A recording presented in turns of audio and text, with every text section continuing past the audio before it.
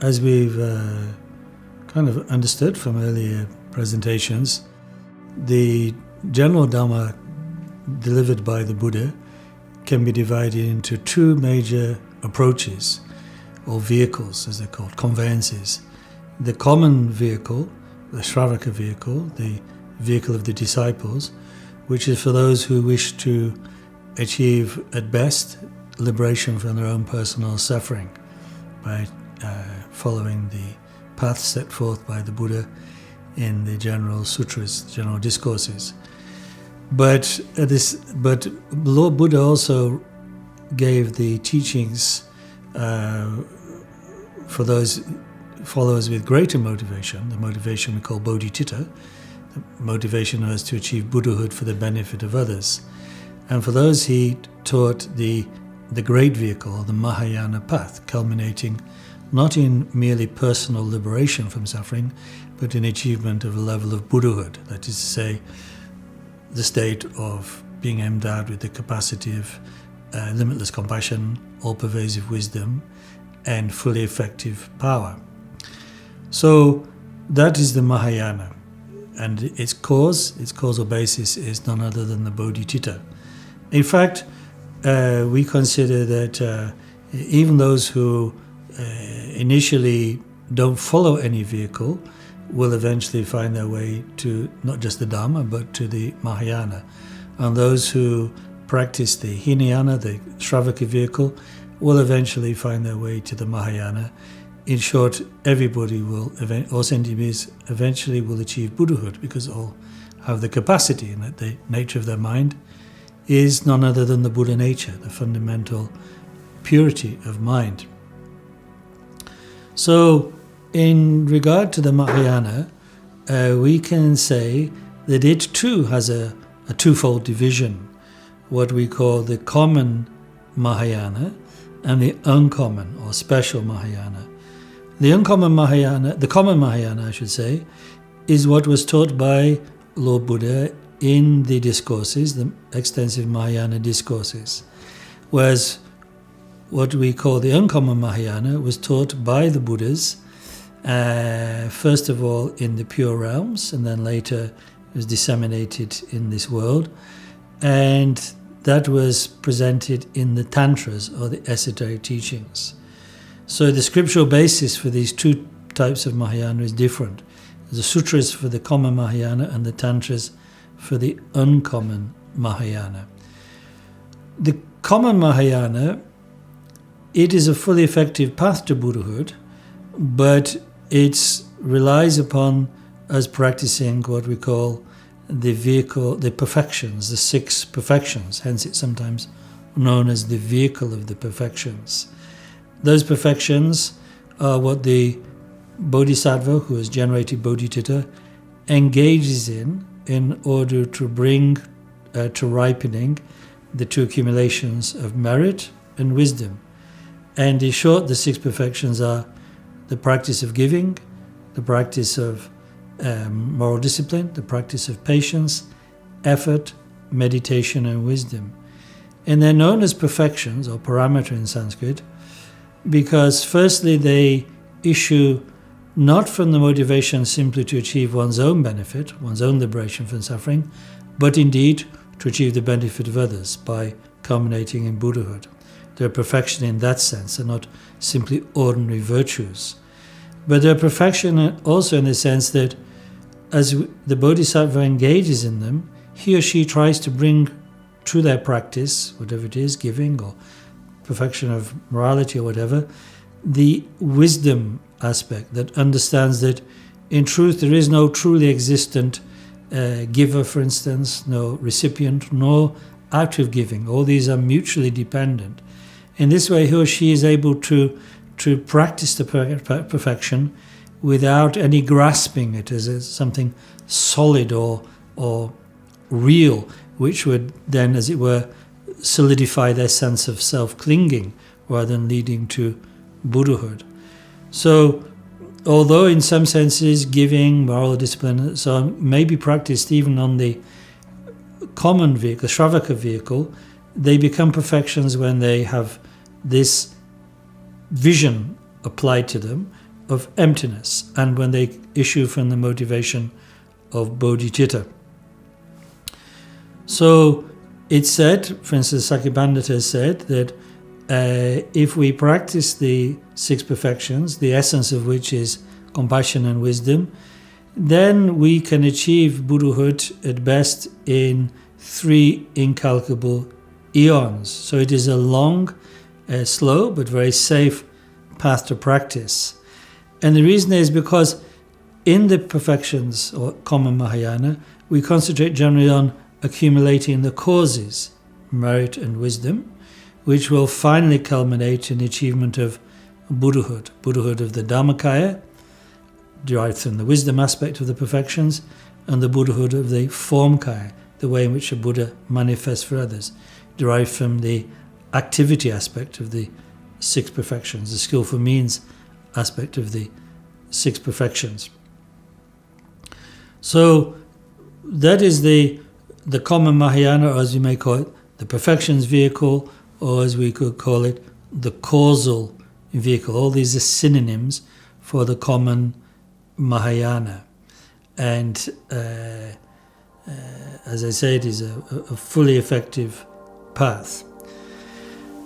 And if one wishes like a very detailed presentation of it, obviously it's dealt with in a kind of abbreviated way in the teachings such as the parting from the 4 attachments. But the great Mahayana Shastras, composed by masters like Shantideva, these present the perfection vehicle, the common Mahayana, in a very extensive and detailed way. So now to turn to the uncommon Mahayana, as I explained, this was what was taught by the Buddhas in the Pure Lands. So there the Buddha appeared in the form of Vajradhara, the Sambhogakaya Buddha, and not in an ordinary human form like Shakyamuni appeared to teach the sutras. It is not that Vajradhara and Shakyamuni are different, it is that Vajradhara is in a way the kind of the more transcendental, universal aspect of Shakyamuni and of all Buddhas, in fact. So there, Buddha Vajradhara has taught the tantras, the esoteric teachings, and then they were disseminated in this world both by Shakyamuni in human form and by other enlightened sources. So the tantras were always from the beginning somewhat reserved, because they were given by the Buddha only to their most gifted Mahayana disciples. That is, they are part of Mahayana. One cannot enter their practice without the bodhicitta, without the bodhisattva vow. But due to the special skillful means of their practice that we employ in their practice, the disciples have to be of a certain kind of faculty, a certain kind of aptitude, a certain kind of readiness. So early on their transmission was kept rather restricted, and in fact often they were taught outside of India in places like Odiyana and Shambhala, and then brought to India in the medieval period, from which time they spread more widely, and then of course were brought to Tibet in that period, between the 8th and the 12th centuries. So the Tantras is the name of the scriptural collections in which this uncommon Mahayana was taught, or as it's sometimes called, therefore, the secret mantra vehicle, or as it's sometimes called, the Vajra or indestructible vehicle, or indeed as it's sometimes called, the fruition vehicle. And it's called that last name because, in fact, whereas in the common Mahayana, one tries to gather the causes, thinking that Buddhahood is in the distance, in the future, and one must build up the causes now that will finally lead to that. The Vajrayana standpoint, the tantric standpoint, is very different. Based on what the Buddhas have taught in the tantras, such as Hevajra Tantra, the standpoint is that actually Buddhahood already exists within all beings. As it says in the Hevajra Tantra, all beings are already Buddhas, but this is temporarily obscured. When the obscuration is removed, they are Buddhas. So the fruition, the goal of the path, Buddhahood, the level of Vajradhara, is actually already in a sense present within our mind stream now. That is the standpoint of the Vajrayana. So that rather than thinking enlightenment is something to be produced through accumulating the necessary conditions, the necessary factors of merit and wisdom, it has to in a way simply be realized, to be taken hold of. So the relationship between the basis, the starting point, the path and the fruit is very special and very significant in the Vajrayana, because it's the sense of the Vajrayana is that the basis, the nature of sentient beings as they seem to be now, their nature of mind as it seems to be now, is in fact not in any essential sense different from the state of mind of a Buddha. In fact, as is said again in Hevajra Tantra, the only difference between the sentient beings and Buddhas is that Buddhas recognize the nature of their mind, but sentient beings don't. But the nature is the same in both. In fact, it is none other than the union of emptiness and luminosity. And that is the same in all sentient beings as in Buddhas. But sentient beings like such as ourselves, representing the phase of the basis, we do not yet recognize it. For that we need to enter into the phase of the path. But the path again is not like in the common Dharma. It's not a matter of producing something that is not already existent. It is a matter merely of taking hold what is naturally present, the qualities of the mind, which are the union of luminosity and emptiness. And when one does that, then those qualities of luminosity and emptiness come to fruition in the active qualities of a Buddha, the Buddha's bodies and wisdoms. So we could say that, in fact, it is like, say, copper. If we take the element of copper, from the element of copper we can make kind of quite mundane things like receptacles for the food of animals, or we can make quite beautiful things like Buddha statues. But whether we do or not, the copper remains the same.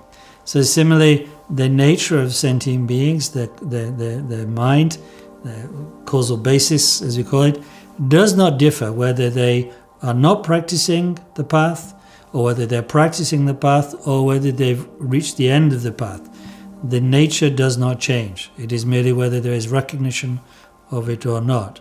And so for that reason, the Vajrayana path is extraordinarily special and powerful because of its standpoint. And therefore, we call it the fruition vehicle, or the indestructible vehicle, or the uncommon Mahayana. It's very important to emphasize this last point, that there is no Vajrayana or no tantric vehicle without the Mahayana. It is merely a special aspect of the Mahayana. Ethically, it is identical with the Mahayana. And in terms of the understanding of the nature of reality, it is the same. There is no higher view in the Vajrayana, because indeed, how can there be a higher view than the nature of reality is beyond all extremes? So ethically and philosophically, the uncommon and the common Mahayana are the same, but the skillful means and the swiftness of the path are different. The swiftness of the path in the Vajrayana is due to the fact that we don't have to busy ourselves with collecting non-existent causes which are presently non-existent and have to be brought into being. Everything is already present if we have the skillful means of the Vajrayana. If one asks, well, where are the tantric teachings to be found? The answer is they're found in the tantras that, as I explained, were taught originally in the pure realms and then disseminated in this world. In fact, actually, it would seem that there are far more tantras that were disseminated than originally, but still exist. And more were disseminated in India, in Sanskrit and other languages, than were eventually translated into Tibetan.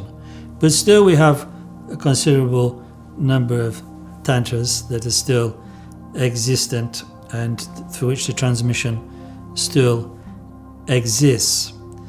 Again, one might say, well, are the tantras all identical? And the answer is no. In fact, they're different in terms of particularly in terms of the means of practice that are prescribed in the tantras. And so we could say, in fact, that there are 4 major sets of tantras. Actually, different masters have somewhat different opinions, but generally in the Sakya and Kagyu and also Gelug tradition, it's accepted that the tantras are best classed as 4 main classes, 4 main sets of tantras. The Kriya or activity tantras, the Charya or conduct tantras, the Yoga tantras, and finally Supreme Yoga, Anuttara Yoga tantras. Again, one must say, what is the difference between them in terms of how quickly they lead to the state of Vajradhara, the state of fruition, Buddhahood? And the answer is that by practicing the methods of the 3 lower tantras, one can very quickly gain the mundane or conventional results, conventional siddhis, which help us to progress quickly along the path. But to achieve Buddhahood or Vajradhara level in this one life, this very present life, one necessarily has to enter the Anuttara Yoga Tantras, because they have the supreme means for transforming the experience of birth, death, and the intermediate state into the factors of Buddhahood. Because that leads to the nature of the name, the names of the tantras. What is the significance of this nomenclature? Again, we can explain a lot about the nature of the Vajrayana by reference to the terminology. So, for instance, the term tantra actually comes from a Sanskrit root which signifies weaving, and it's employed in the tantras, as explained in, for instance, Hevajra Tantra, to signify the continuum that is shared in terms of the nature of mind between sentient beings, those on the path, and Buddhas. In sentient beings and those on the path and Buddhas, as I said earlier, the nature of mind does not change. So there is a continuity, a threefold continuity of basis, path, and fruit. And for that reason, the term Tantra is used to describe the scriptures that set forth this teaching. Again, if one wants to know, well, why is the term Vajrayana or indestructible vehicle used? And the point is that because in the tantric teachings, it is the indestructible element which again is the basis. That is to say, that the nature of mind has never been made impure, no matter what disturbing emotions or ignorance arises on its surface. The nature of the mind, because it is the union of emptiness and luminosity, has never been damaged or destroyed. If it had been damaged in any way, then it would be impossible to purify it. But impurities are merely transitory, superficial, and not finally real. So therefore the element is indestructible. And again, it's said that it's called the Vajrayana because when one receives initiation, which is the only way to enter this system of practice, the tantric system of practice, the master who bestows the initiation transforms our ordinary body, speech and mind, ordinary sense of that seem to be impure, that seem to be the basis for samsaric suffering, he or she transforms them into their indestructible purity, which they already possess but which is not apparent.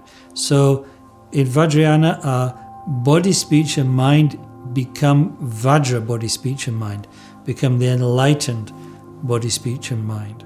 So that is why it's called the Vajrayana. And again, it's called the secret mantrayana or the mantrayana because of the emphasis on the practice of mantra as part of the tantric meditation system. Because the mantra is, as explained in Hevajra Tantra, that which protects us from conceptualization.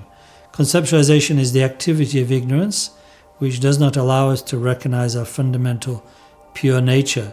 So by the recitation of the appropriate mantra of the deity into which we've been initiated, then we can bring this samsaric machinery, so to speak, of conceptualization to an end and recognize our fundamentally pure nature, which is that of the deity into which we've been initiated. So by considering the terminology used in the Vajrayana system, we can understand a lot about its nature. Now I'd like to say a little bit about the method of entering into the Vajrayana. Of course, being as it's called the secret mantra system, there's a lot that must be reserved and can only be communicated when one receives the appropriate initiations. But that, of course, allows us to say that it is impossible to enter the Vajrayana without receipt of initiations. And to receive initiations, to enter the Vajrayana, one must already have a basis in the common vehicles. In this sense, meaning one must have taken refuge and one must hold the Bodhisattva vow from the common Mahayana. Without that, the practice of the Vajrayana is impossible. So that means that if one had the idea, I could quickly achieve enlightenment simply by dispensing with the common vehicles, simply concentrating on the Vajrayana, this would be impossible. Because as Buddha has taught it, the Vajrayana is the culmination of the ordinary vehicles and absolutely depends upon them. That is signified, for instance, in every initiation, in which one repeats one's refuges and one repeats the Bodhisattva vow before one is allowed to progress further into the initiation itself. So there is no contradiction between the Vajrayana and the common vehicles. There's no contradiction in any way whatsoever. So to enter the Vajrayana, as I explained, we need initiation. And from whom do we receive that initiation? And the answer is, of course, from a fully qualified Vajra master, or to use a more popular term, a lama. Because in fact the lama is the Tibetan translation of Sanskrit guru, and in the Vajrayana we use the term guru for the master. Often in the common Mahayana we simply use the term spiritual friend or virtuous friend. But the nature of and the function of the master in the Vajrayana is much more significant than in the common vehicles. Although it's important to have a master in the common vehicles, it is of supreme importance in the Vajrayana. Of course, that master must himself or herself be fully qualified, and the tantras detail the qualities, the moral qualities, the wisdom qualities, the qualities in terms of technical mastery of the Vajrayana, knowledge of the Vajrayana scriptures, and so on and so forth, and meditation realization. All those are absolutely indispensable qualities for the Vajrayana master to possess, and they're spelt out in, as I say, in the tantras and in supplementary works like the 50 verses on the Guru. And so such a master who himself preserves his or her vows, has accomplished the necessary retreats, is learned it in the general Dharma and the Vajrayana, such a one is a suitable lama from whom one can receive initiation. And the initiation rituals are not something invented by the lama or something spontaneously composed, but themselves based upon the templates for the different mandalas and deities found within the tantras belonging to the 4 classes or 4 sets of tantras. So without that being based upon those authentic sources, the initiation won't create the necessary connections between our present enlightened state of body, speech and mind, or the 5 aggregates, and the enlightened body, speech and mind, or 5-fold Buddha families. These connections have to be established in the initiation for us to be able to enter into the Vajrayana path. And so the initiation itself must be based upon, as I say, these authentic sources from the from the tantras. Initiation rituals therefore differ according to which set of tantras they're from, and of course differ in terms of which mandala or which deity and mandala we're being initiated into. But once we've received that particular initiation, then, and also the accompanying transmission, textual transmission and guiding instruction, the threefold essential tantric transmission, initiation, reading transmission and guiding instruction, then we are authorized to practice that particular sadhana, as we call it, means of evocation, means of development. But for the sadhana to be effective, also it's necessary for us to keep the vows and pledges that we made at the time of initiation. These vows and pledges, if it's in the lower tantras, may be simply the pratimoksha vow related to refuge and the bodhisattva vow and various minor pledges. But if we received initiation in the two higher sets of tantras, the yoga or anuttara, and it's a major initiation, then we must also keep the specific Vajrayana vow. So this is a subject that you will learn about when you receive these teachings, if you receive these teachings. So I don't need to explain it in much detail now, but it's just very important to know that Vajrayana practice first of all, it does not work if we've not received initiation. Secondly, it will not bear any good fruit if we don't maintain the necessary vows.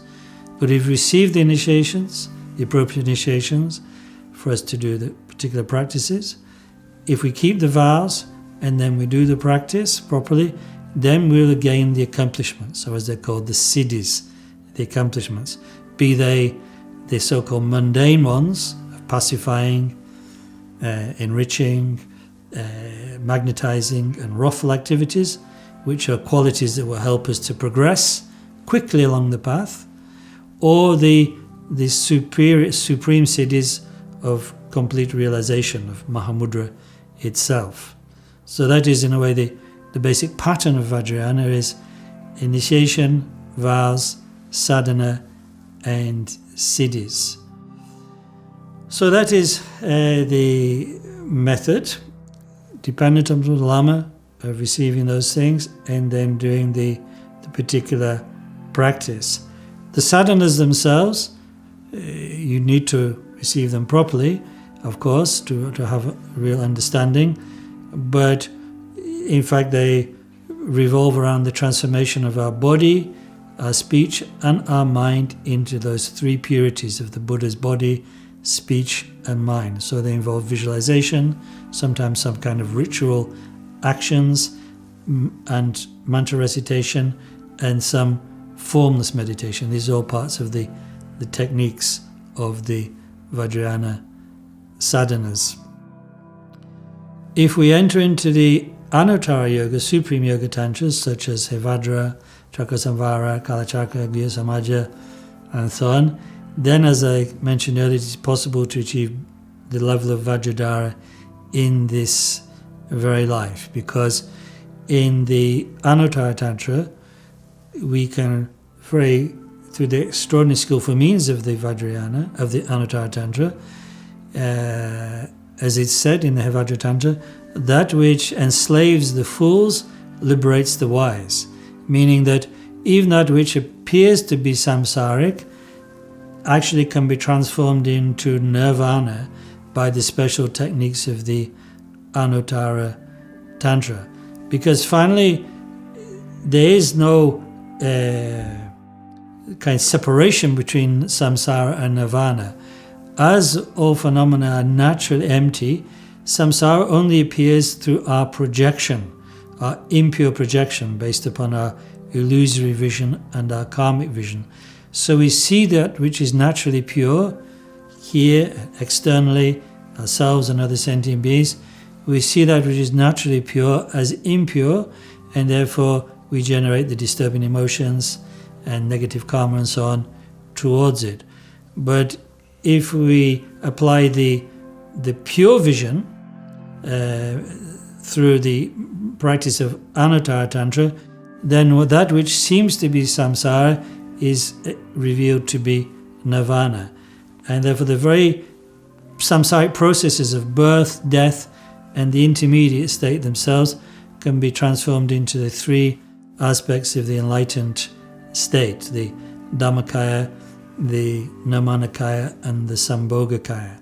So this is the actual meaning and the kind of the method of the Vajrayana stated in a very general way, so that one can develop confidence that this is authentically Dharma.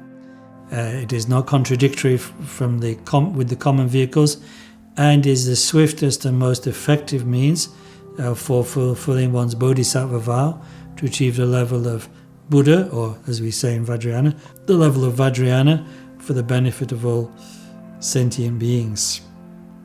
And right down to this day, there's still, in each generation, there have been great practitioners, men and women, who have achieved these exalted levels of the spiritual path, and therefore the transmission of the tantras, the commentaries, the sadhanas, and so on and so forth, has been generally maintained. So the Vajrayana is still, as it were, available for us to receive and practice. And if we practice it in this very proper way, which I've very roughly summarized here, then there can be no doubt that the same results can be achieved even today as have been achieved in the past, because the external appearance does not matter, but that we receive the authentic tantric teachings and practice them authentically, that is what matters, whether it's in Tibet or India or the West. This is what matters. So there's no reason to doubt that people even today can achieve the same levels. And indeed, even today, there are still supreme masters of the Vajrayana, like His Holiness Sakya-Trizin and other masters, who are, as it were, the testimony to the truth of this statement.